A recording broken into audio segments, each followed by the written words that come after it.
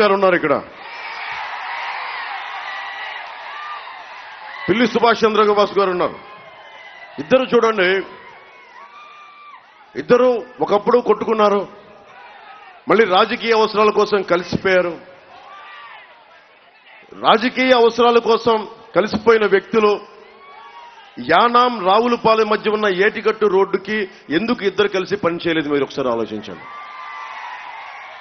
అంటే మనకి ఇది 2 నియోజకవర్గాలకి, మండపేట రామచంద్రాపురం, ఈ 2 నియోజకవర్గాలకి అవసరమయ్యే యానాం రావులపాలెం మధ్య ఉన్న ఏటిగట్టు రోడ్డుని ఇద్దరు కూర్చొని వేయలేకపోయారు. కానీ ఈరోజు ఇద్దరు కూర్చొని వాళ్ళు రాజకీయ అవసరాల కోసం కలిశారు.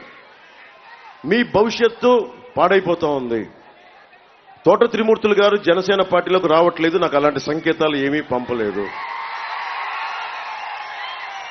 నాకు ఏ రాజకీయ నాయకుల మీద, ఏ పార్టీ రాజకీయ నాయకుల మీద వ్యక్తిగతంగా ద్వేషం ఉండదు, నాకు ప్రేమ ఉండదు. కేవలం చాలా పారదర్శకంగా ఆబ్జెక్టివ్గా ఉంటాను. నాకు కావాల్సిందేంటి, మీరు పవన్ కళ్యాణ్ని ప్రేమించక్కర్లా. ఆంధ్రప్రదేశ్ నిర్మాణానికి, యువతకి, మహిళలకి, రైతాంగానికి, భవన నిర్మాణ కార్మికులకి, కర్షకులకి, శ్రామికులకి నిలబడితే, అన్ని బీసీ, ఎస్సీ, ఎస్టీ, ముస్లిం, అన్ని క్రిస్టియన్ వర్గాలకి నిలబడితే నాకు అదే చాలు. నేను బయటకు ఒక మాట, లోపల ఒక మాట చెప్పను.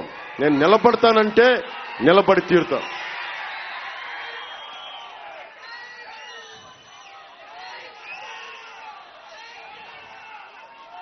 ఇప్పుడు ఉదాహరణకి తోట త్రిమూర్తి గారు ఇక్కడి నుంచి పోటీ చేస్తున్నారు. ఆయన ఒకటే అడగండి, ముఖ్యంగా ప్రత్యేకించి ఇది కాపు సామాజిక వర్గానికి సంబంధించిన సమస్య. ఇది ద్రాక్షారామ దేవస్థానం నుంచి భూమి వేలం పాట పెడితే అక్కడ మేము కాపు కళ్యాణ మండపం కట్టిస్తానని వేలం లేకుండా తక్కువ ధరకే ఆ స్థలం తోట త్రిమూర్తులు గారు తీసుకొని 2 దశాబ్దాలు దాటింది.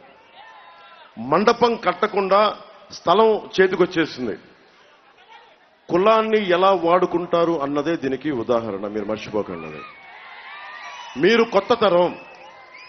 కొత్త తరం, పాత తరంలాగా మీరు కూడా మోసపోకండి. నన్ను ఇబ్బందులు పెట్టేశారు అందరూ, దశాబ్దం నుంచి ఇబ్బందులు పాలు చేశారు. నన్ను బీ టీం అన్నారు, ఇంకో టీం అన్నారు, నానా మాటలు అన్నారు.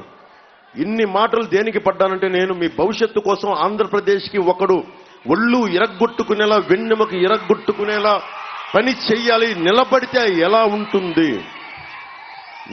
ఎలా ఉంటుంది అని చూపించడానికి నేను ఈ నిర్ణయం తీసుకున్నాను. రేపు పొద్దున నేను అసెంబ్లీలో ఉంటాం.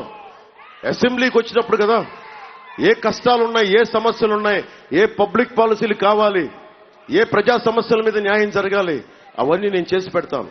నేను ఒక్కని ఈ రోజున హరీష్ గారి కోసం ఓటు అడుగుతున్నా, జోగేశ్వరరావు గారి కోసం ఓటు అడుగుతున్నా, సత్యానందం గారి కోసం ఓటు అడుగుతున్నా, రామకృష్ణారెడ్డి గారి కోసం ఓటు అడుగుతున్నా.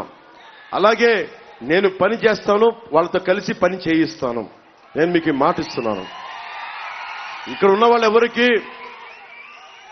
ఎవరి పార్టీలు వారికి ఉన్నాయి, కానీ అందరి ఉమ్మడి లక్ష్యం ఆంధ్రప్రదేశ్ని ముఖ్యంగా జగన్ గారి పాలన నుంచి విముక్తి చేయాలి. ప్రజలకి సంక్షేమంతో పాటు అభివృద్ధి, ఉపాధి కల్పించాలన్నదే బలమైన లక్ష్యం.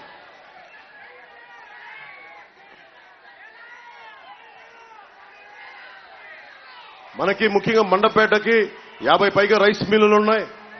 ధాన్యం కొనుగోలు అక్రమాలు, ధాన్యం రైతు నష్టాల్లో ఉన్నాడు, కౌలు రైతు నష్టాల్లో ఉన్నాడు.